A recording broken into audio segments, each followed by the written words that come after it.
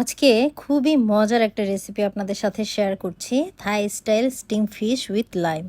অনেকেই এই রেসিপিটা জানেন। আমি এই রেসিপিটা এর আগেও আরেকবার শেয়ার করেছিলাম, আপনারা ভীষণ পছন্দ করেছেন। তো আজকে বাসায় একজন স্পেশাল গেস্টের জন্য রেসিপিটা তৈরি করেছিলাম খুবই সহজভাবে, তাই ভাবলাম এটা আপনাদের সাথে শেয়ার করি। এই থাই স্টাইলের স্টিম ফিশটা ঝাল, টক আর ফ্রেশ ফ্লেভারের এক দুর্দান্ত কম্বিনেশন। পুরো রেসিপিটা দেখলেই বুঝতে পারবেন, আর রেসিপিটাকে অবশ্যই শেয়ার করে রাখবেন টাইমলাইনে। পরবর্তীতে যদি বানিয়ে নেন তাহলে দেখে নিতে পারবেন আর কি।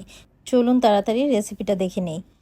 এখানে আমি একটা ফ্রেশ আস্ত কোরাল মাছ নিয়েছি। আজকেই বাজার থেকে কোরাল মাছটা কিনে নিয়ে এসেছি এবং বাজার থেকে খুব সুন্দর মতো কাটিয়ে এনেছি।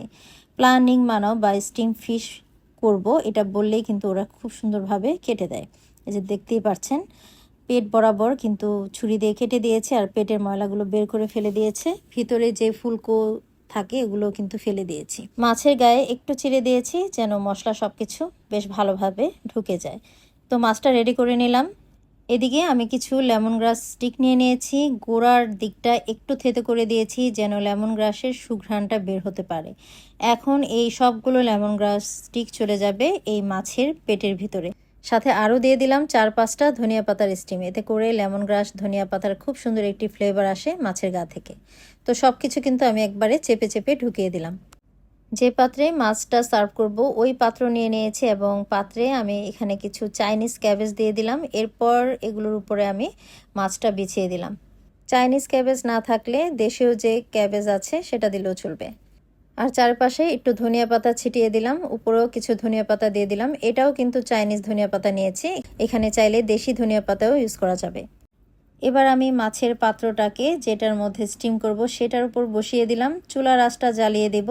তার আগে আমি ঢাকনা দিয়ে ঢেকে দিলাম। চুলার আঁচটা মিডিয়াম থেকে মিডিয়াম হাইতে রেখে মোটামুটি 15 থেকে 20 মিনিট স্টিম করে নিলেই মাছটা প্রপারভাবে সেদ্ধ হয়ে যাবে। এবার আমি মাছের জন্য একটা সস রেডি করে নেব। এখানে আমি 15-20টার মতো রসুনের কোয়া নিয়ে নিয়েছি, 8-10টার মতো নিয়ে নিয়েছি লাল মরিচ, কিছু ধনিয়া পাতার শিকড় দিয়ে দিচ্ছি। এখানে আমি ধনিয়া পাতার স্টিম ব্যবহার করেছি।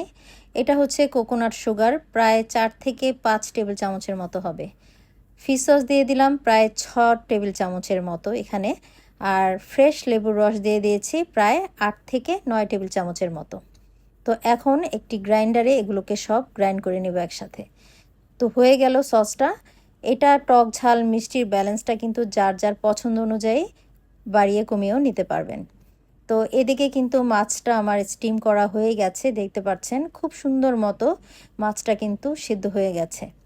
এখন যে সসটা বানিয়ে নিলাম সেই সসটা মাছের উপর আমি ঢেলে দিচ্ছি। খুব সাবধানের সাথে সসটা ঢেলে নিতে হবে, এই অবস্থায় মাছটা অনেক গরম থাকে। আমি আবারও ঢাকনা দিয়ে 1 মিনিটের মতো ঢেকে রেখেছিলাম। 1 মিনিট পরে ঢাকনা উঠিয়ে দিলাম। এটা থেকে অলরেডি যে সুন্দর একটি ফ্লেভার বের হচ্ছিল।